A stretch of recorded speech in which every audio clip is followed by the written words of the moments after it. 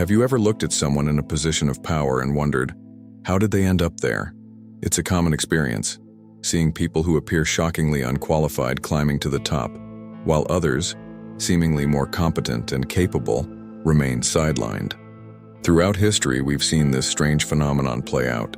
Think of Emperor Nero, who allegedly played music as Rome was engulfed in flames, or Elizabeth Holmes, who convinced investors to pour billions into a biotech company built on faulty technology. This isn't a rare glitch in the system. It happens so frequently that it feels intentional. But what if it is? What if there's a deeper logic behind why the least competent individuals often end up wielding the most influence? To understand this dynamic, we need to turn to a thinker often mischaracterized and misunderstood, Niccolò Machiavelli. His ruthless insights into the nature of power reveal not just how incompetence survives in leadership, but how it thrives. This isn't just old-world theory. It's a psychological reality that plays out in modern boardrooms, governments, and institutions. Sometimes, ironically, intelligence is the very trait that prevents people from gaining power. Recognizing this paradox might be the first step toward understanding the manipulative structures shaping our world, or navigating them more effectively yourself. Back in 16th century Florence, after being cast out of the political arena he loved, Machiavelli wrote The Prince, a book that would become one of history's most contentious political treatises. Unlike the utopian visions of earlier philosophers, Machiavelli's work was grounded in realpolitik. He wasn't interested in how rulers should act, but rather in how they do act in pursuit of power. Everyone sees what you appear to be. Few experience what you really are, he wrote. In those few words, he captured a brutal truth. Perception often outweighs substance when it comes to leadership. This forms the foundation of our paradox. Appearing capable can be more important than actually being capable. Machiavelli noted that highly intelligent individuals tend to run into trouble when navigating power structures. Why? Because intelligence comes with qualities such as critical thinking, moral reflection, and self-doubt that can be political liabilities. Smart individuals often see complexity where others crave simplicity, hesitate when others rush forward, and admit uncertainty when others claim to have all the answers. These traits, while admirable in intellectual or ethical contexts, are often punished in competitive arenas that reward confidence over competence. Think of Socrates, a man so committed to questioning everything that he was ultimately executed by his own society. He became a philosophical icon but a political casualty. By contrast, history is full of leaders who climb to the top by offering absolute answers and unwavering certainty. Modern research backs this up. A 2017 study in the Journal of Management proposed a provocative idea. Intelligence only contributes to leadership effectiveness up to an IQ of around 120. Beyond that, higher intelligence can actually hinder a person's rise to power. The reason? Extremely intelligent people often struggle to relate to those who don't think like them. Their complexity alienates rather than inspires. Whether or not you fully buy into this study, it forces us to reconsider what kind of smarts actually help someone ascend to leadership. Raw brain power isn't the whole story. In fact, if intelligence can be a handicap in power struggles, we must ask, what qualities do help people rise through the ranks? This brings us to a key psychological insight, the Dunning-Kruger effect. Have you ever noticed that the loudest, most self-assured person in the room often ends up being the most influential, even when they're clearly wrong? In the 1990s, psychologists David Dunning and Justin Kruger identified a cognitive bias where people with low ability or knowledge overestimate their competence, while true experts often downplay theirs. Shakespeare foreshadowed this centuries earlier when he wrote, "The fool doth think he is wise, but the wise man knows himself to be a fool."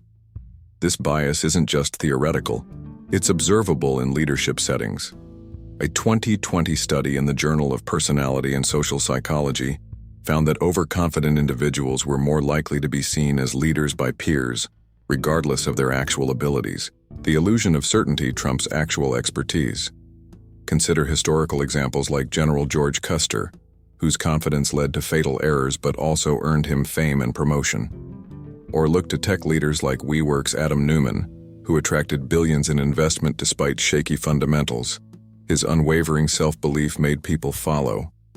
Even SoftBank's Masayoshi Son lost tens of billions through poor bets, but retained loyalty thanks to his dominant personality.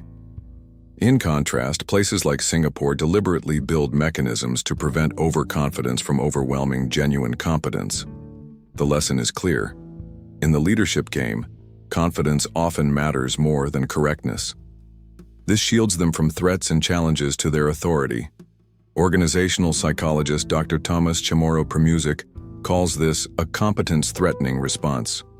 Insecure leaders actively avoid hiring talented individuals who might expose their flaws or outshine them.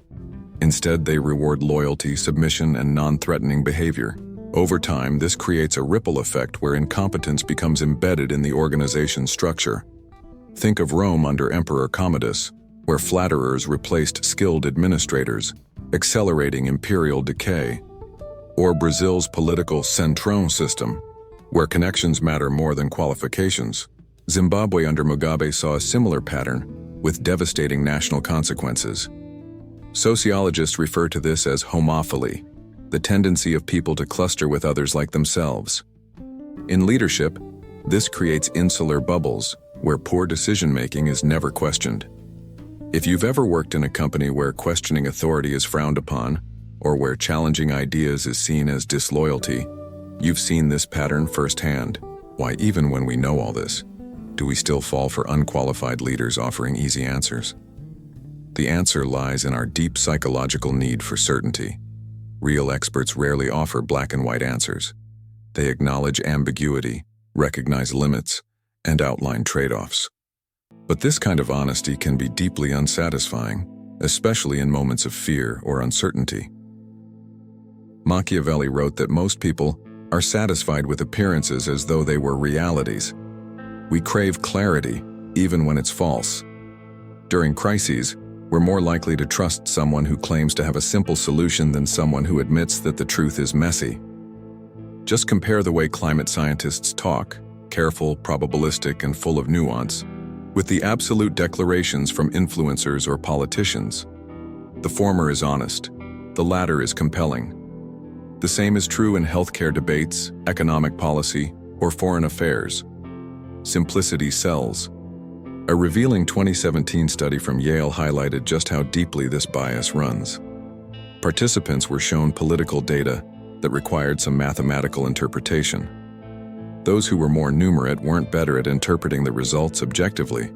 They were worse if the answer contradicted their beliefs. They used their intelligence not to understand the data, but to defend their preconceived conclusions. Have you ever been drawn to an idea simply because it felt certain, even when part of you knew the truth might be more complicated? That's this dynamic playing out in your own mind.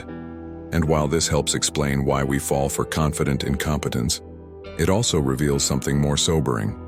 Intelligence alone isn't enough to resist manipulation. In fact, the smarter we are, the more creative our justifications can become. That's what makes this paradox so powerful and so dangerous. Niccolò Machiavelli's writings strike a nerve precisely because they strip away comforting illusions about power. One of his most disturbing arguments is that moral considerations often hinder the success of intelligent individuals in power dynamics.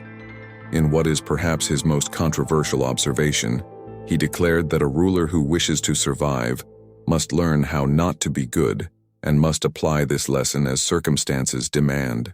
The unsettling implication is that complex moral reasoning, often developed by intelligent individuals, can become a liability in competitive environments. Those who feel bound by ethics are less willing to lie, manipulate, or deceive, tools that less scrupulous competitors wield freely. This gives them morally unconstrained an arsenal of tactics their more principled rivals won't use, such as making empty promises, sowing misinformation, or exploiting societal fears and divisions. History provides countless examples. Cicero, the eloquent and ethical Roman statesman, ultimately lost to Julius Caesar, who was willing to breach both literal and symbolic boundaries. In modern politics and business, the pattern persists. Candidates and leaders who prioritize ethical integrity are often outmaneuvered by opponents comfortable with character assassination and deception. Research from the University of British Columbia even shows that psychopathic traits like lack of empathy, when paired with social charm, often correlate with rapid career advancement. Across cultures, from ruthless archetypes in Chinese corporate lore to manipulative figures in Scandinavian business environments, the pattern holds. When unethical strategies yield success, others face pressure to follow suit, setting off what game theorists call a race to the bottom. Machiavelli understood that different environments foster different outcomes. Some settings naturally promote competence, while others enable incompetence to thrive. The factors that determine which outcome prevails are largely structural. One critical element is the presence of timely, clear feedback. In fields like medicine or engineering, where errors result in immediate observable failure, competence is essential. A surgeon whose patients continually die, or an engineer whose bridges collapse, won't last long. But in areas where feedback is delayed, ambiguous, or manipulable, such as politics, corporate leadership, or media, failure can be obscured indefinitely. Politicians can blame predecessors, executives can hide poor performance behind creative accounting, and media personalities can prioritize entertainment over accuracy. Additionally, environments with centralized authority and weak accountability mechanisms are especially vulnerable. The Soviet Union's downfall, for instance, was hastened by a system where unchecked power led to poor decisions and systemic collapse. In contrast, systems like Germany's dual-board corporate structure, where oversight is structurally separated from management, are more resilient. Complexity and information asymmetry also distort evaluations of merit. When success is hard to measure or goals are ambiguous, superficial qualities often outweigh substance. People tend to judge others based on appearances, not depth, a reality Machiavelli captured when he noted that many see, but few truly understand. Finally, incentive structures matter. Systems that reward short-term results over long-term outcomes breed incompetence cloaked in charisma. The 2008 financial crisis exemplified this, as leaders prioritized quick profits over sustainability. Recognizing these structural patterns in your own life, whether in your workplace, community, or political system, can help you avoid environments where incompetence thrives and instead build or support those where real ability is rewarded. Incompetent leaders rarely retain power through accident. Instead, they often utilize psychological strategies, many of which Machiavelli would recognize, to consolidate their influence and deflect accountability. One of their most effective tools is exploiting group identity. By dividing people into us versus them, they transform valid criticism into an attack on the group itself. This phenomenon, known as identity fusion, leads supporters to view the leader as inseparable from their own identity, making dissent feel like betrayal. Historical and modern figures alike, such as cult leaders or nationalist politicians, have weaponized this tactic. Malaysia's former Prime Minister Najib Razak used ethnic divisions to retain support amid corruption scandals. In Brazil, Jair Bolsonaro's leadership polarized the public to the point where tribal allegiance overpowered evidence and reason. Another tactic is the deliberate creation of chaos.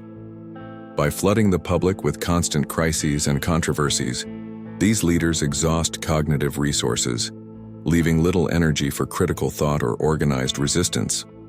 This cognitive overload makes manipulation easier. Additionally, they often rely on Orwellian doublethink, shifting positions so frequently and contradicting themselves so blatantly that truth becomes subjective and accountability impossible. Machiavelli understood that most people are swayed more by appearances than substance, and modern leaders exploit this by continuously shaping perception over reality. Economic insecurity is also a powerful tool. When people feel financially vulnerable or uncertain about their future, they become more susceptible to simplistic solutions and scapegoating. This creates fertile ground for incompetent leadership that offers emotional reassurance rather than thoughtful policy. The danger lies not just in the presence of such tactics, but in their subtlety. Many people do not realize they're being manipulated until it's too late. At the individual level, awareness is our first and most vital defense against manipulation and incompetence. 3 habits are essential for cultivating this awareness. First is intellectual humility. the ability to recognize the limits of our own knowledge. Research shows that intellectually humble people are more open to evidence and less prone to being swayed by confidence alone.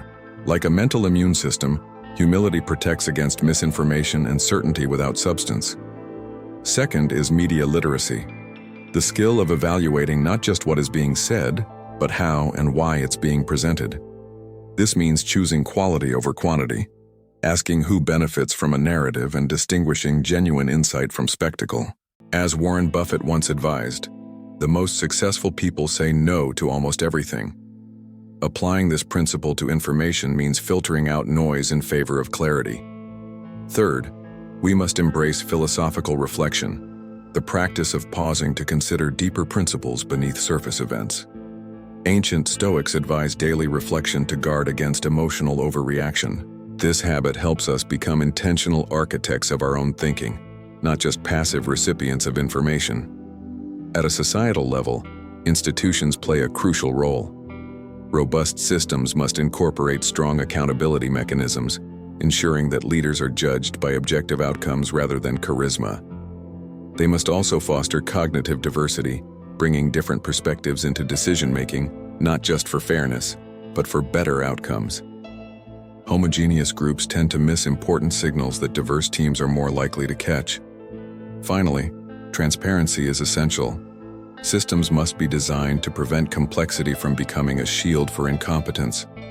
Rules like financial disclosures or public records laws help expose hidden conflicts and discourage manipulation. Education is the connective tissue.